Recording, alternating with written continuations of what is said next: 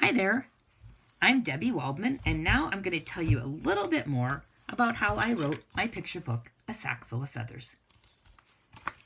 Writing a story can take a long time, although long is what we call a subjective word. That means my version of long or my definition of long is probably different from yours. But I spent about 4 years writing A Sack Full of Feathers.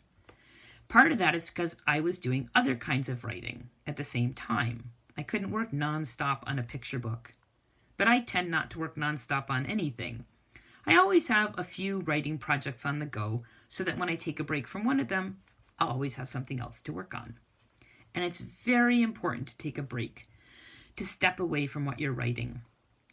The longer you take, the more clearly you can see what it is that needs to be changed or fixed. A few days is a good break. A week is even better. But let's face it, sometimes you don't have that much time. So even a half hour is good if that's all that you have.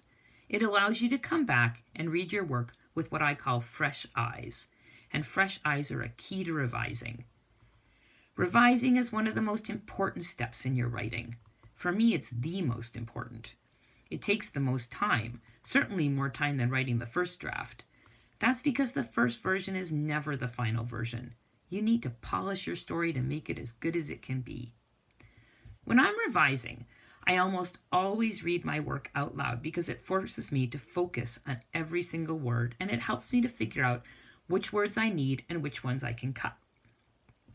When I'm writing a picture book, that's especially important. As you know, picture books rely on pictures as much as they rely on words. In fact, some picture books don't have any words at all. My picture books, on the other hand, tend to have lots of words, more than 1,000. When I revise, I take out some things and I add in others.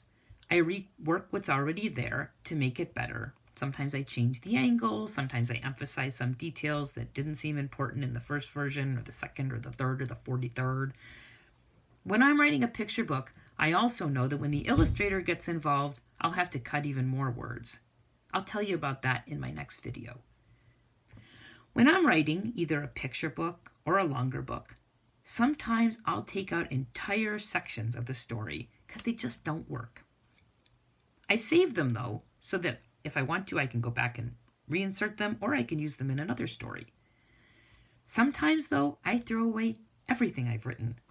I throw away the whole story because it just doesn't seem to be working. And then I start again from scratch, but not really from scratch, because the work that I no longer need, it's helped me to realize what I have to do to make the story better. It might not be there in the actual final version, but what I did before informs what's there now. I used to think that writing and throwing things away was a waste of time, but I've learned a lot in the more than 40 years that I've been a professional writer. And one of the most important lessons that I've learned is that writing a story is like going up a flight of stairs. The best way to get up those stairs is to step on each step. Take each step.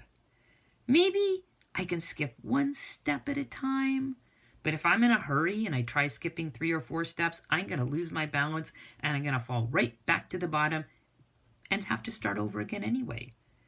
I think that's how it works for most people. Don't lose your balance. Take every step. Write as many versions, as many drafts of your story as you have to. And then when the story is all ready, you can think about turning it into a book. I'll talk about that in my next video, about the mechanics of how a book goes from this, words on a page, to this, a picture book. Thanks for watching.